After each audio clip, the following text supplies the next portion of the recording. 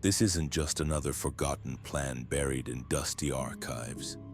This is the story of how close America came to biological catastrophe. How a desperate empire almost unleashed medieval horror on modern cities.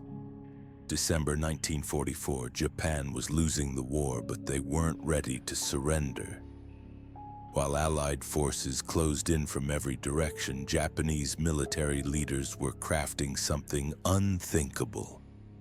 Operation Cherry Blossoms at Night. A plan so dark, so twisted that it would have sent the United States spiraling back into the plague-ridden nightmare of the Middle Ages. The name sounds almost poetic. Cherry blossoms drifting through the night sky. But this wasn't about flowers. This was about death. Weaponized death carried by fleas infected with bubonic plague, cholera, typhus, and dengue fever. The same diseases that had already killed millions throughout history were about to be dropped on American soil. And the men planning this attack had already perfected their methods on living human subjects. By late 1944, the writing was on the wall. The Axis powers were crumbling. Germany was being crushed between Soviet forces in the east and Allied armies in the west. Italy had already surrendered. Japan stood alone, its empire shrinking with each passing day. But surrender wasn't in the Japanese vocabulary. Not for a nation that had built its identity on honor, sacrifice, and victory at any cost. The Japanese military leadership knew they couldn't win a conventional war anymore. Their navy was shattered, their air force decimated, their cities burning under relentless bombing campaigns. But they had one weapon the Allies didn't expect. One weapon that could turn the tide of war through sheer terror. Biological warfare, and they had already spent years perfecting it.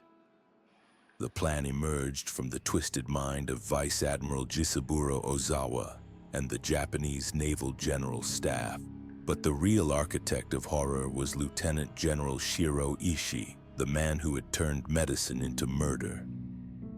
Ishii ran Unit 731, Japan's most classified and most horrific biological weapons program. While the world focused on conventional battles, Ishii and his team were conducting experiments that would make Nazi doctors look restrained. Unit 731 wasn't just a research facility, it was a factory of death. Hidden in the mountains of Manchuria, this complex housed laboratories where Japanese scientists tested biological weapons on living human subjects, American prisoners of war, Chinese civilians, Soviet soldiers. Anyone who fell into their hands became raw material for their experiments. They infected prisoners with cholera, smallpox, botulism, anthrax, and bubonic plague.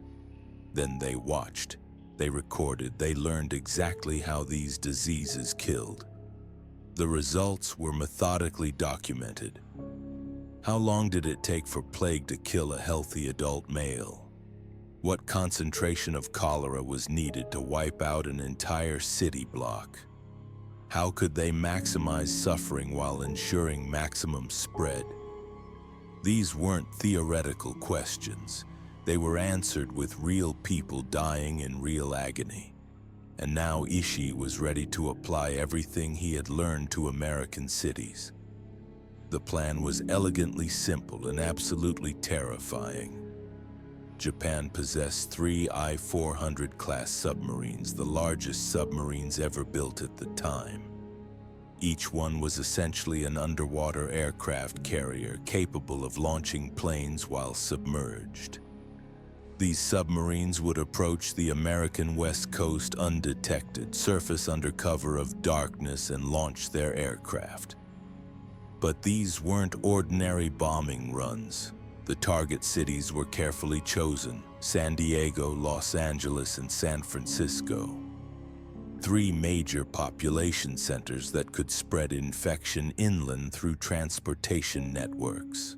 The planes would carry specially designed bombs filled with plague-infected fleas. Millions of them. As the bombs detonated over the cities, clouds of infected insects would descend on the unsuspecting population below.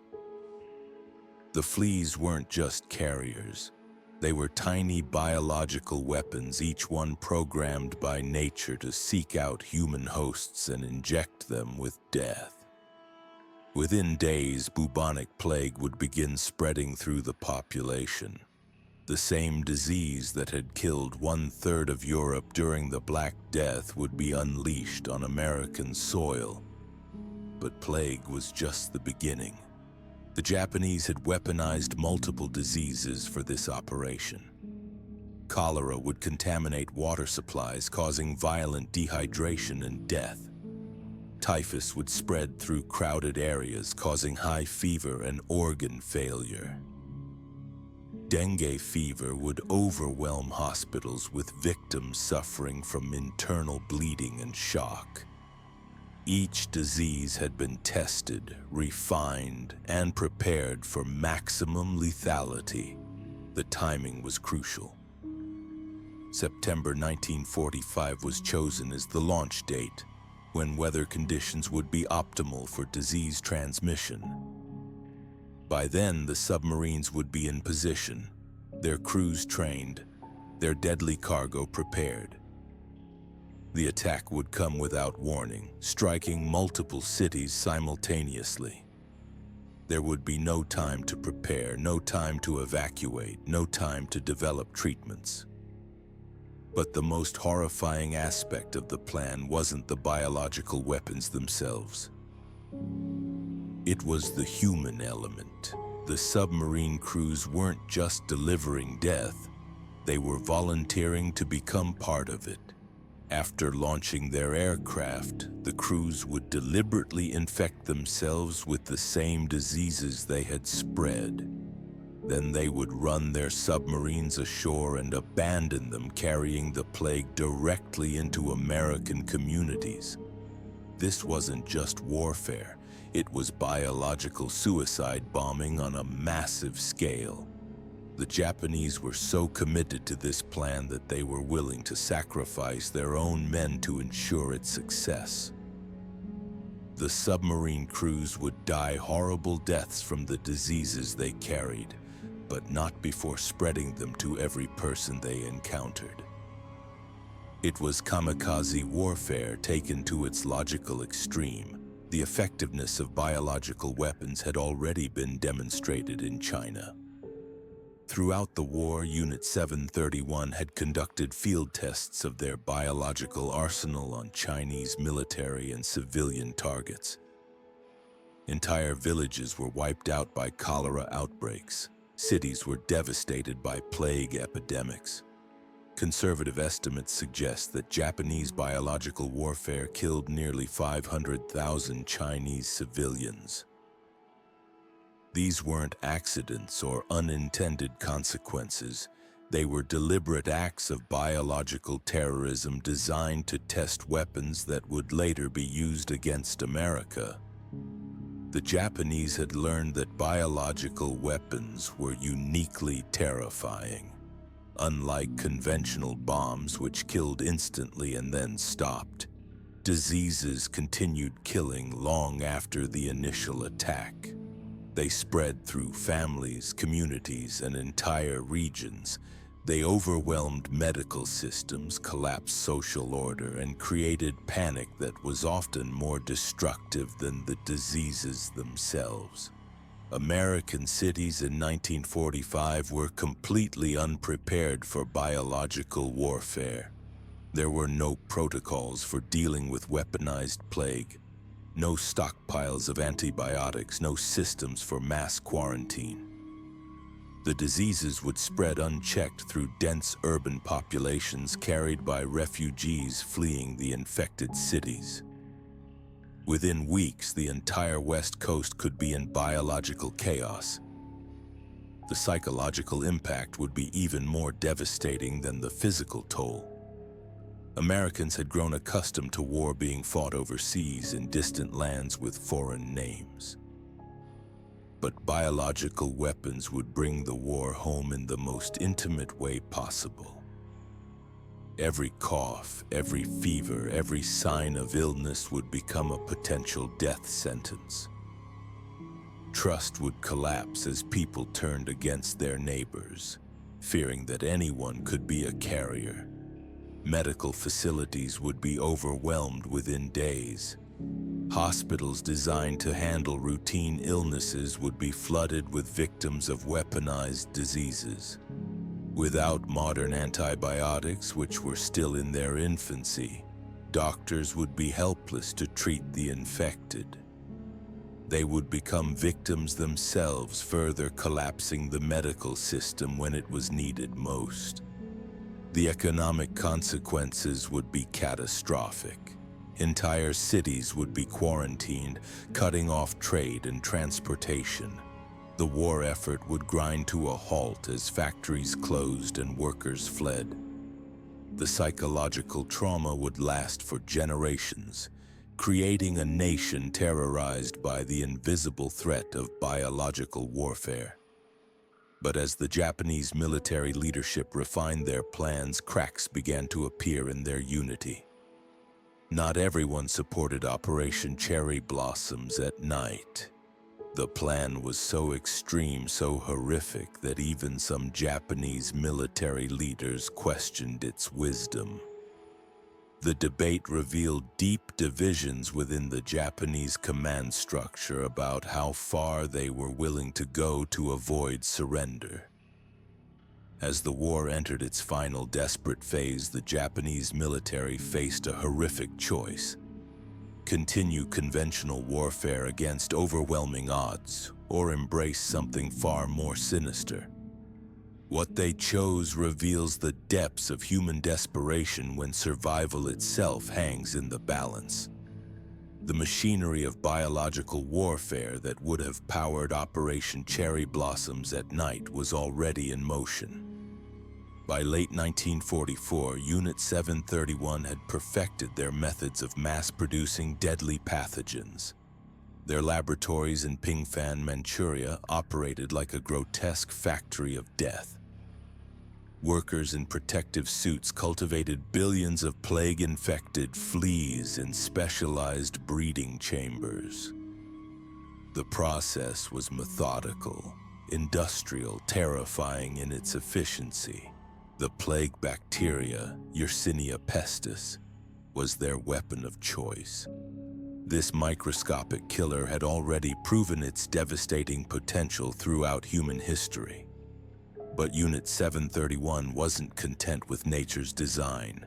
They engineered strains that were more virulent, more resistant to treatment, more capable of spreading through human populations like wildfire through dry grass. The biological arsenal extended far beyond plague.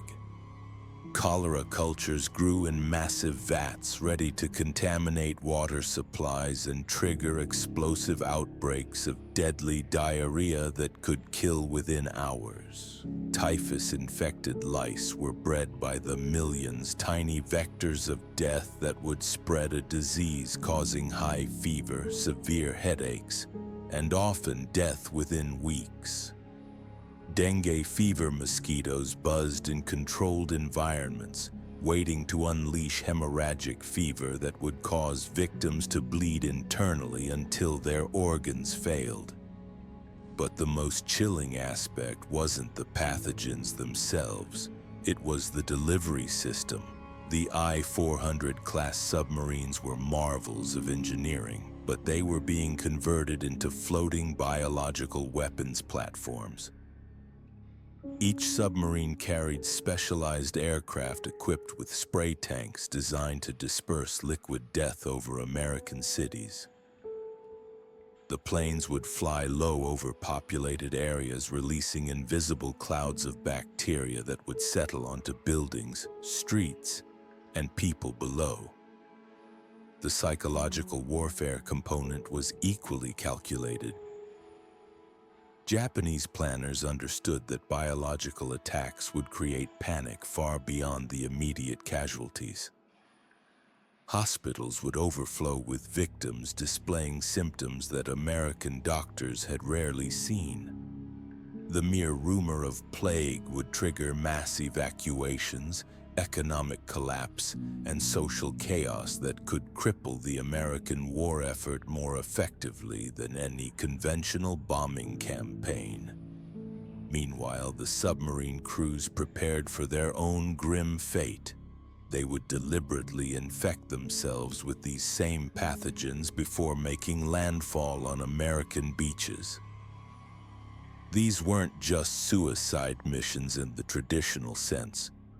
They were biological suicide bombings, where the attackers themselves became weapons of mass destruction. The crews would spread disease simply by existing in American communities, visiting shops, restaurants, and public spaces while unknowingly shedding deadly bacteria with every breath. The training for this mission was unlike anything in military history. Submarine crews studied not just navigation and weapon systems, but the symptoms and transmission patterns of deadly diseases. They learned how to maximize their own infectiousness while remaining functional long enough to complete their mission. Medical officers calculated precise timing. How long after infection would symptoms appear? How long would the men remain mobile?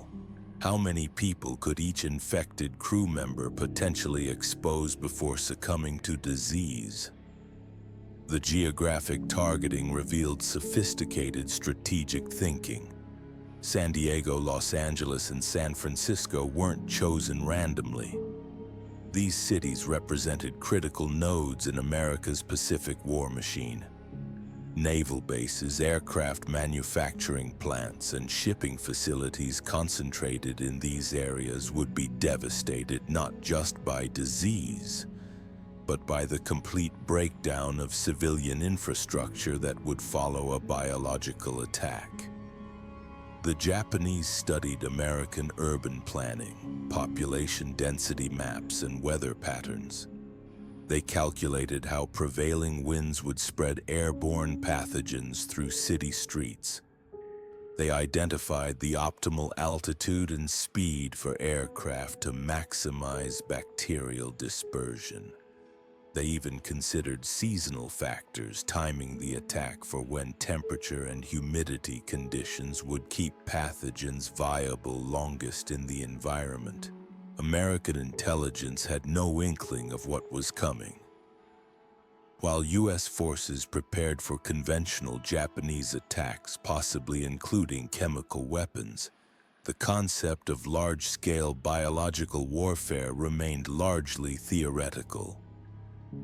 American cities had no meaningful defenses against such attacks. Hospitals lacked the capacity to handle mass casualties from exotic diseases. Public health systems weren't equipped to identify or contain rapidly spreading biological agents. The potential cascade of disasters was staggering. Initial plague outbreaks would trigger quarantines that could trap infected and healthy people together, accelerating transmission. Food distribution systems would collapse as workers fell ill or fled contaminated areas. Essential services like electricity, water treatment, and communications would fail as their operators either died or abandoned their posts. The economic disruption would ripple across the entire American continent. Yet even within Japan's military hierarchy, the operation generated intense debate. Some officers viewed biological warfare as fundamentally dishonorable, violating the warrior code that had guided Japanese military culture for centuries. Others worried about international consequences. Once biological weapons were unleashed, other nations might retaliate with their own biological arsenals, potentially devastating Japan's already weakened population. The technical challenges were immense. Keeping biological agents viable during long submarine voyages required precise temperature control and specialized storage systems. The I-400 submarines had to be modified with biological containment facilities that could maintain deadly cultures for weeks while submerged. Aircraft spray systems needed to disperse pathogens without destroying them through mechanical stress or exposure to engine heat.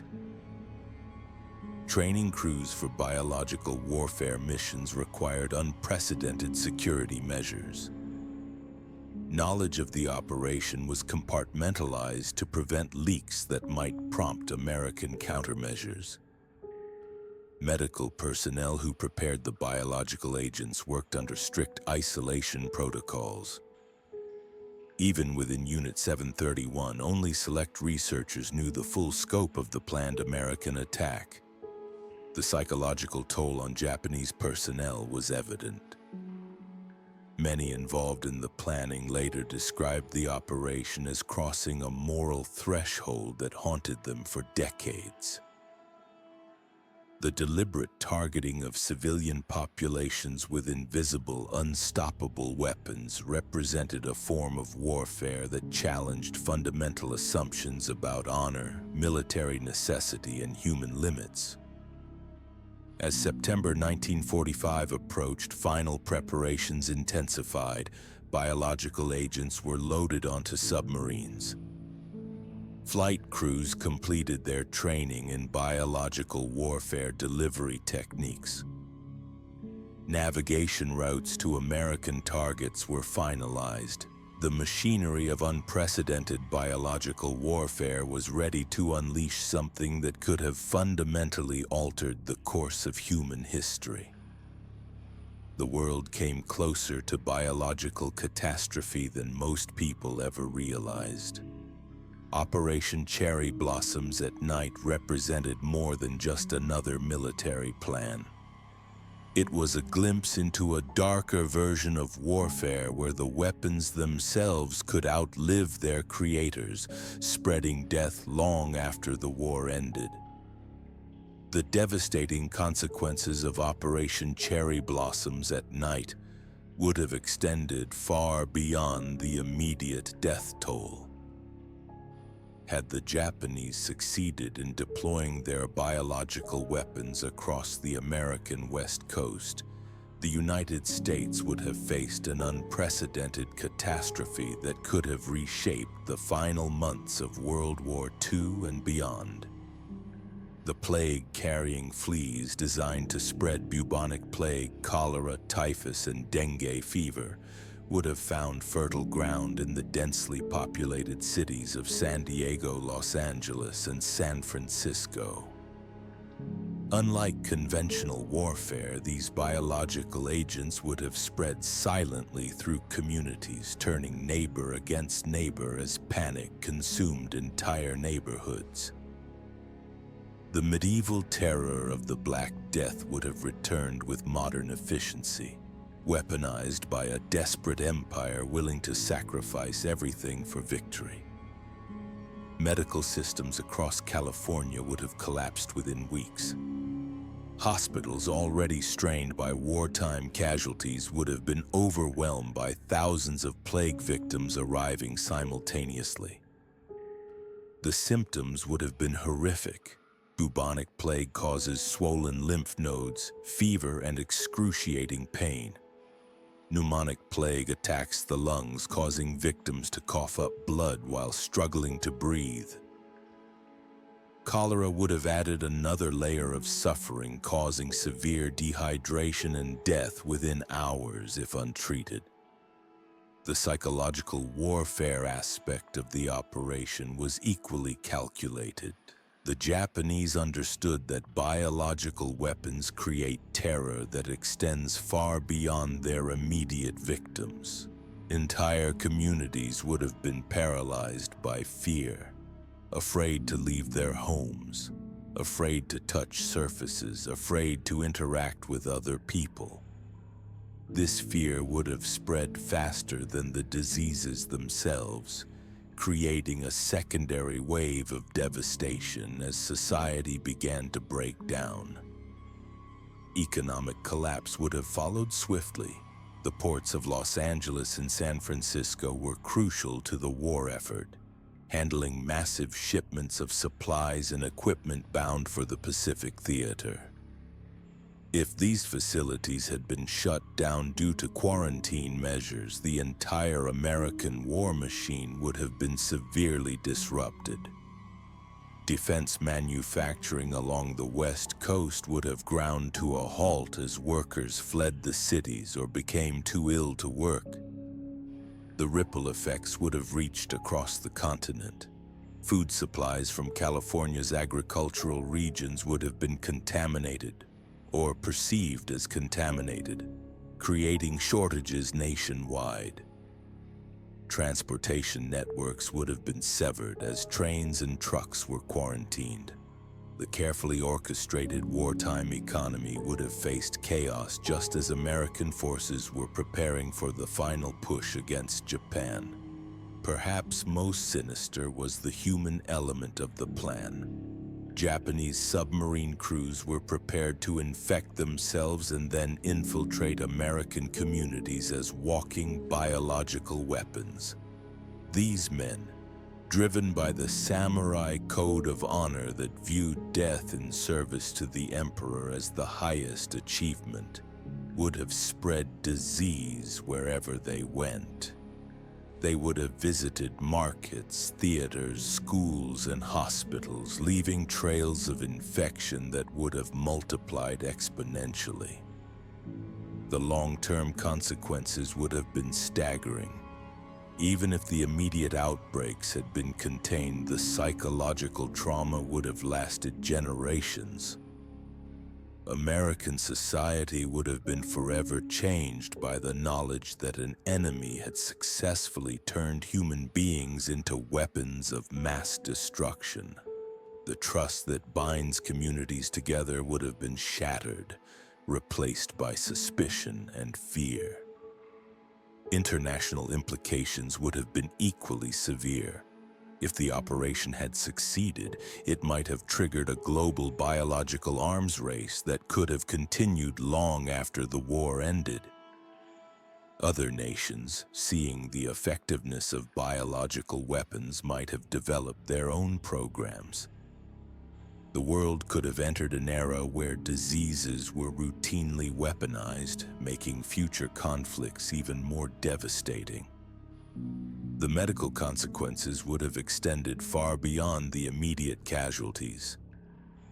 Antibiotics were still in their infancy in 1945, and many of the diseases that Unit 731 had weaponized would have been extremely difficult to treat. Survivors would have faced long-term health complications, and some pathogens might have evolved resistance to available treatments. The genetic impact on future generations could have been profound. What makes Operation Cherry Blossoms at Night particularly chilling is how close it came to reality. The submarines were built, the aircraft were prepared, and the biological weapons were loaded and ready for deployment. Only the timing of Japan's surrender prevented this catastrophe from unfolding. The crews were literally days away from launching their mission when Emperor Hirohito announced Japan's capitulation. The operation represents one of history's most dangerous moments, a convergence of desperation, advanced technology, and moral abandonment that nearly unleashed unprecedented horror upon civilian populations. It serves as a stark reminder of how quickly the rules of civilized warfare can be abandoned when nations face existential threats. Unit 731's research, conducted through horrific experiments on prisoners and civilians, had provided the Japanese military with detailed knowledge of how biological weapons could be deployed most effectively.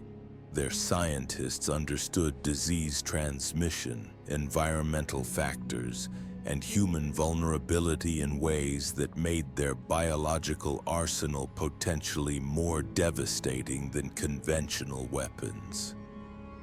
The fact that senior Japanese officers debated the moral implications of the operation, with some expressing concern about humanity's future relationship with bacterial warfare, shows that even in the darkest moments of the war, some military leaders understood the Pandora's box they were considering opening. Yet the plan moved forward, driven by a combination of military desperation and cultural honor that made surrender unthinkable. The destruction of the biological weapons after Japan's surrender was itself a race against time. American forces worked quickly to ensure that these weapons of mass destruction could never be used, sinking the plague-loaded aircraft in the deep ocean where they could pose no further threat to humanity. Operation Cherry Blossoms at Night stands as a testament to how close the world came to experiencing biological warfare on an unprecedented scale. It reminds us that even in our darkest historical moments, the thin line between civilization and chaos can be measured not in years or months, but in days and hours. The operation that never was remains one of history's most terrifying near misses, a shadow that fell across the final days of World War II and serves as an eternal warning about the depths to which human conflict can descend.